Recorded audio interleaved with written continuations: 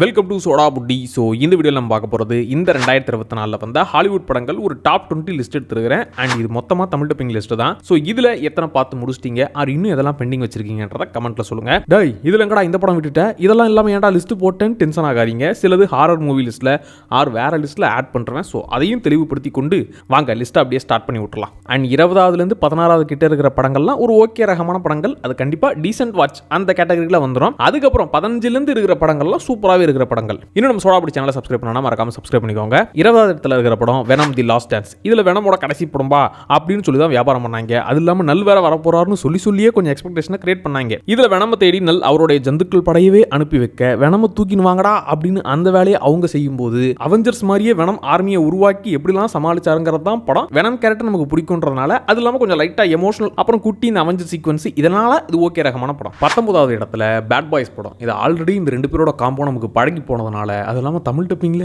இன்னும் தாறுமாறாக இருக்கிறதுனால ஃபன்னியரே நிறைய ஒர்க் ஆச்சு. ஃபைட் சீனும் நல்லா இருந்துச்சு. இந்த படம் நமக்கு அப்போலேருந்தே நம்ம தமிழ் டப்பிங் பார்த்து கனெக்ட் ஆகிட்டோமா, இது என்ன எதிர்பார்ப்பு இருக்குமோ, ஜாலியாக போகணும்ப்பா, நல்ல போர் அடிக்குமோ டக்குன்னு ஃபைட் வந்துடும்ப்பா, அந்த விஷயங்கள்லாம் இதில் இருந்துச்சு. அதுலேயும் முக்கியமாக ஏஜென்ட் டீனா மாதிரி ஒரு ஃபைட் சீக்வன்ஸ் வரும், அது நல்லா ஒர்க் ஆச்சுப்பா. இந்த படம் ஒரு ஓகேவான ஜாலியான படம். 18வது இடத்துல பேட்லேண்ட் ஹண்டர்ஸ்ன்ற படம். இது நம்ம தலைவன் டான்லியோட படம். ஸோ உலகமே அழிஞ்சு போய் மிச்சம் இருக்கிற உலகத்தில் மக்கள்லாம் வாழவும், அதில் ஒரு குரூப் வில்லங்கமான வேலையை பார்க்குறாங்க. அதை தட்டி கேட்டு தலையிலேயே தட்டுற வேலையை நம்ம டான்லி பார்க்குற. அப்படி ஸோ இது டான்லி ஃபேன்ஸுக்காக அப்புறம் ஆக்ஷன் பிரியர்களுக்காக செட் ஆகிற படம், ஒரு டீசென்ட் வாட்ச். 17வது இடத்துல வாட் யூ விஷ் ஃபார் அப்படிங்கிற படம். இது கொஞ்சம் பொறுமையா என்னடா அப்படின்ற மாதிரி தான் ஸ்டார்ட் ஆகும். ஆனால் கடைசியில் கொக்கா மக்காடு ஒரு வேலையை பெருசாக பார்த்துருவாங்க.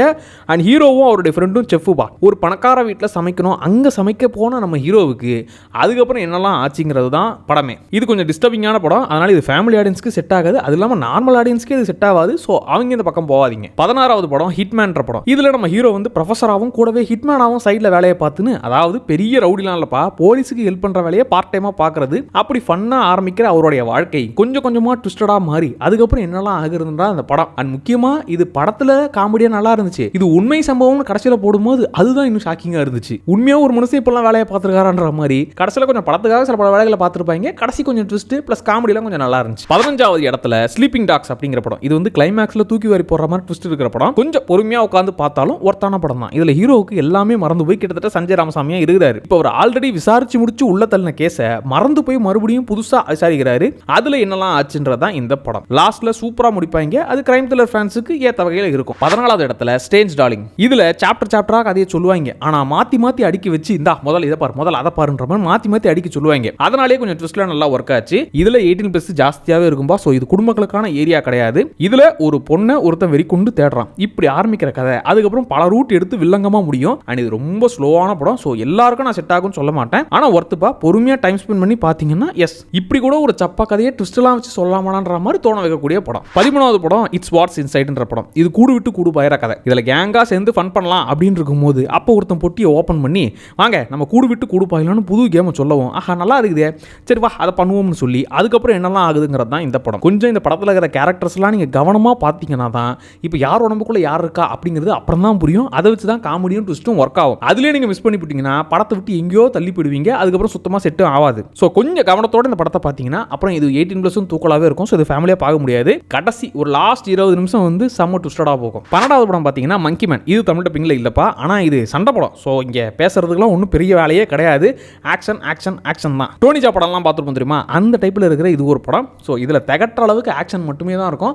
அது மட்டும்தான் வேணும், வேற எந்த ஏரியாவும் எனக்கு வேணாம் அப்படிங்கிறவங்களுக்கு இந்த படம் தாராளமாக செட் ஆகும். 11வது படம் மினிஸ்ட்ரி ஆஃப் அன்ஜென்டில்மேன்லி வார்ஃபேர். இது பேர்லேயே சொல்லிட்டாங்க, இது நார்மலாக சண்டைக்கு போகிறது இல்லை, திருட்டுத்தனமாக பிளான் போட்டு காலி பண்ணுற ஆளுங்கன்னு. ஸோ இதில் டீமாவே கொஞ்சம் கோளாறு பிடிச்ச ஆளுங்களாக இருக்கவங்கள தான் ஒரு டீமாக ஃபார்ம் பண்ணுறாங்க. அந்த கேங் கிட்ட பாரு இந்த வேலையை முடிச்சனா, முக்கியமாக இந்த வேலையை முடிக்கிறதுக்குள்ளே நீ மாட்டிக்கிட்டனா உங்களால் காப்பாற்றவே முடியாதுப்பா, இதனுடைய ஓன் ரிஸ்கில் தான் இந்த வேலையை செய்ய போகிறோம்னு சொல்லவும், அதுக்கப்புறம் தான் இன்னும் குஷியாகி இந்த gang jolly jolly jolly jolly நாங்கள் ஜாலியாக போயிட்டு ரொம்ப விலை கொடுத்து வாங்குற ஆட்கள்னு சொல்லி இந்த கோளாறு கேங்கு எப்படிலாம் வேலைகளை பார்த்துச்சு, என்னென்ன கலவரங்கள் செஞ்சதுன்னு தான் இந்த படம். இது கொஞ்சம் ஆக்ஷனியே ஃபன் மோட்ல கொஞ்சம் அப்படியே ஜாலியாக போகும், நல்லா இருக்கும் ஆக்ஷன்லாம். 10வது இடத்துல காட்ஜிலா எக்ஸ் காங் படம். அடிச்சுக்கிட்டு மால்ற கதையை ஆல்ரெடி நம்ம பார்த்துட்டோம். இதில் ஸ்கார் கிங்னு ஒருத்தன் அவன் ஆர்மியவே உருவாக்கி வச்சிருக்கான். அவனை காலி பண்றதுக்கு நம்ம தனித்தனியாக இருந்தால் செட் ஆகாது, நம்ம கூட்டணி அமைச்சாதான் முடியும்னு காட்ஜிலாவும் காங்கும் ஒன்று சேர்ந்து அவனை புரட்டி பரட்டி உருட்டி எடுக்கிறது தான் இந்த படம். இது தியேட்டர் எக்ஸ்பீரியன்ஸாக ஜாலியாக இருந்துச்சுப்பா. திரும்பி ஓடிட்டுலாம் உட்காந்து பார்க்குற அளவுக்குலாம் தோணலை. பட் தியேட்டர் எக்ஸ்பீரியன்ஸில் அதுவும் 3D கண்ணாடியில் பார்க்கும்போது அந்த எகிரி ஊற்றி சண்டை போடுற மூமெண்ட்லாம் நல்லாவே இருந்துச்சு.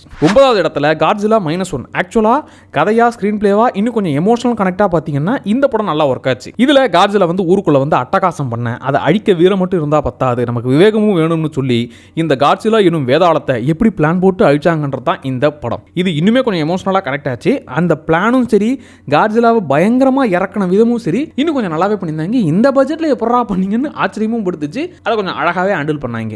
8வது இடத்துல டெட்பூல் அண்ட் வூல்வரின் படம். இதுக்கு இருந்த எக்ஸ்பெக்டேஷன்லாம் சும்மா வெறித்தனமா இருந்துச்சு. ஏன்னா ஆல்ரெடி கல்லறையா எழுப்பின நம்ம உள்வீரனை மறுபடியும் கொண்டு வராங்க, அது இல்லாம டெட்பூல் கூட காம்போல சேர்ந்து இவர் எப்படி பண்ண போறாரு அப்படிங்கிற எதிர்பார்ப்பு. 10வதுக்கு ஏகப்பட்ட கேமியோஸ் வர அப்பப்போ என்ட்ரி ஆகவும் தியேட்டர்ல நல்லா கத்திக்கிட்டே என்ஜாய் பண்ண படம். அது இல்லாம தமிழ் டப்பிங் ரொம்ப எல்லமீறி போறீங்கடா. தியேட்டர் மூமெண்ட்ஸ் எல்லாம் ஏகப்பட்டதுங்க. உள்வரின் மாஸ்க் போட்ட மூமெண்ட், டெட்பூலோட மொத்த வெர்ஷன்ஸும் அப்படியே என்டர் ஆகி அங்க ஒரு சண்டை நடக்கும் பாருங்க. பிளஸ் உள்வரினோட வேற வேற வேரியன்ஸை காட்டின விதம் தியேட்டர்ல செம்மையா என்ஜாய் பண்ண படங்கள்ல இந்த படமும் ஒண்ணுப்பா. 7வது இடத்துல கேடோலெக். இந்த படமும் தமிழ் டப்பிங்ல இல்ல, இப்போ வரைக்கும் இல்ல, சீக்கிரமா டப் பண்ணி விட்டுருவாங்க தான் நினைக்கிறேன். ஸோ இதுல முதல் 45 நிமிஷம் ஒண்ணுமே இருக்காது. என்னடா சொல்றீங்க, எதுவுமே பெருசா இல்லையன்ற மாதிரி தான் இருக்கும். அப்புறமா கொண்டு போவானுங்க பாருங்க. கதையா பாத்தீங்கன்னாக்க ஒரு குட்டி பொண்ணு, அதாவது ஹீரோயினோட தங்கச்சி காணும், அவளை தேடிக்கிட்டு நம்ம ஆளு போட் எடுத்துக்கிட்டு போவாங்க. அதுக்கப்புறம் தான் கதை வேற லெவலுக்கு மாறி வேற லெவலா மிரட்டி விட்டுருவாங்க. ஸோ 45 நிமிஷம் வரைக்கும் சத்தியமா ஒண்ணுமே இருக்காது. ஆனா அதுக்கப்புறமா ஒட்டுமொத்தமா உங்களை மாத்தி விட்டு வேற மாதிரி மிரட்டி விட்டுருவாங்க. எனக்கு ட்விஸ்டடா கொஞ்சம் நம்மள மைண்டியே குழப்பி விடுற வகையில் எப்படி நடந்துச்சு, இது யாரு அப்படிங்கிற மாதிரி நான் இன்னும் கனெக்ட் ஆகி அப்படியே ஒரு மாதிரி மைண்ட் பெண்டிங்கான ஒரு படம் வேணும்னாக்க இந்த படத்தை தாராளமாக ட்ரை பண்ணுங்க. 6வது படம் பார்த்தீங்கன்னா கேரியான்னு சொல்லி இப்போ லேட்டஸ்ட்டாக பார்த்த படம். இதுக்கு ஃபுல் ரிவ்யூவை நம்ம அடுத்த வீடியோவில் போடுறேன். இதில் ஹீரோ ஏர்போர்ட்டில் செக் பண்ணுற வேலையை பார்க்குற ஆள். இப்போ வீட்டுக்காரி உசுரோட உனக்கு வேணும்னா நான் சொல்கிற ஆளை செக்கிங் பண்ணாமல் உள்ளே அனுப்பி விட்றேன், இதாண்டா உனக்கு வேலைன்னு சொல்லி வில்லன் கொடுக்க.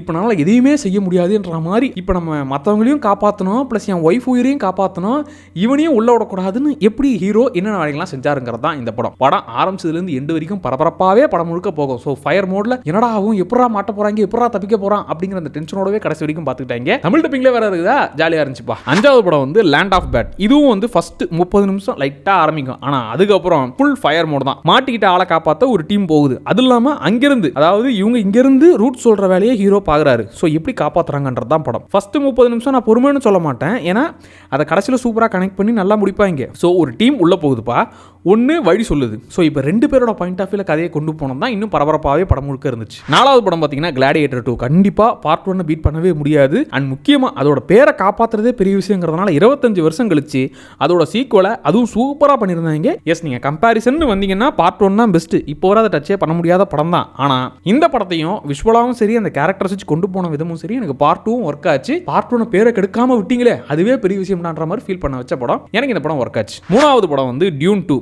இது டியூன் 1 புரியாததால இந்த பக்கம் நிறைய பேர் போகல.